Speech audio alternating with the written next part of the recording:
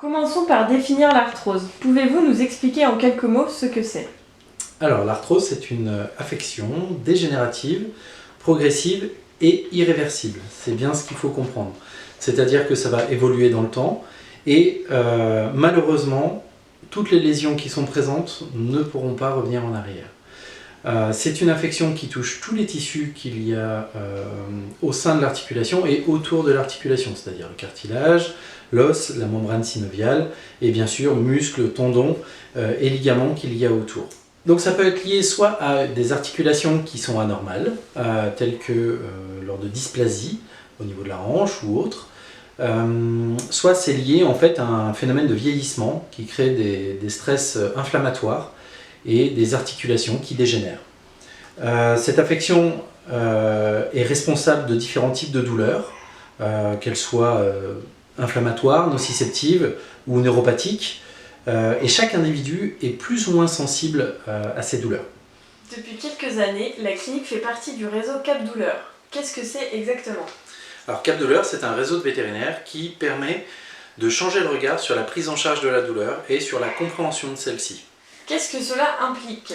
Alors en fait, Cap Douleur nous a permis de nous questionner sur nos pratiques et de modifier considérablement notre prise en charge de nos patients dans la gestion de la douleur. Ça nous a permis aussi de nous maintenir à jour des dernières actualités sur la prise en charge de la douleur et bien sûr aussi d'inclure toute notre équipe, chose qui était peut-être moins le cas avant.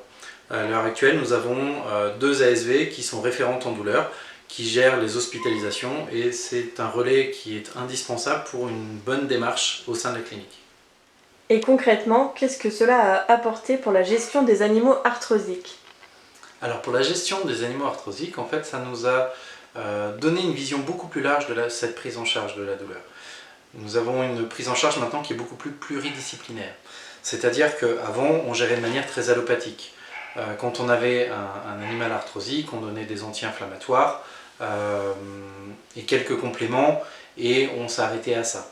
Maintenant, on associe beaucoup cette thérapie allopathique à la phytothérapie, à l'ostéopathie. On utilise aussi des traitements physiques tels que le laser. En fait, on ne gère plus du tout les douleurs arthrosiques comme avant. Maintenant, on définit en fait quelle est la part de chaque douleur pour pouvoir gérer au mieux et personnaliser le traitement. En fait, au lieu de s'attaquer sur un seul côté de la douleur arthrosique, on va gérer la douleur de manière vraiment, de tous les côtés. Ce qui nous donne en fait des petits outils comme ça, qui permettent d'expliquer clairement ce qu'on va mettre en place, ce qu'on va faire, et c'est vraiment très individualisé. Pouvez-vous nous expliquer ce qu'est une consultation douleur et quel est son déroulement? Oui, alors la consultation douleur, c'est une consultation que nous avons mis en place pour prendre en charge au mieux nos patients. C'est une consultation dans laquelle nous prenons le temps, en fait. Elle commence par un entretien où on va poser pas mal de questions sur ce qui se passe à la maison, sur les changements qui sont intervenus, parce que c'est les petits changements qui arrivent au fur et à mesure de la vie qu'on reconnaît en fait les signes d'arthrose.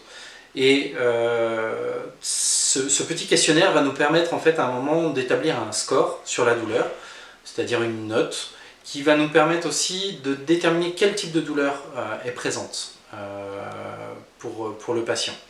Et au final, ça va nous permettre, ce score, de déterminer un petit peu le ressenti douloureux. Tout à l'heure, je vous disais que la douleur était très individuelle, en fait, n'était pas ressentie de la même manière d'un animal à l'autre. Et bien, ce scoring va nous permettre en fait vraiment d'apprécier au mieux pour chaque patient.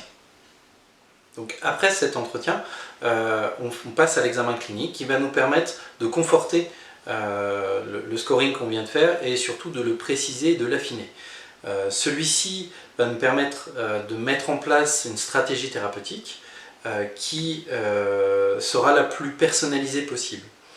À la suite de ça, je vais expliquer tout ça à la famille du patient pour qu'on puisse faire une équipe ensemble pour mieux lutter contre la douleur et pour améliorer le confort du chien, du chat ou du lapin. Est-ce que cette consultation implique des contrôles par la suite? Alors oui, il y a forcément des suivis. Dans un premier temps, un suivi pour savoir si la stratégie thérapeutique est efficace. Et ensuite, simplement pour voir si le score de la douleur diminue, puisque c'est quand même le but dans le confort de l'animal. Donc oui, il y aura quelques consultations suivies, tout dépend de la pathologie, tout dépend en fait de l'état du patient, et ça sera à discuter ensemble de ce que nous faisons. Merci.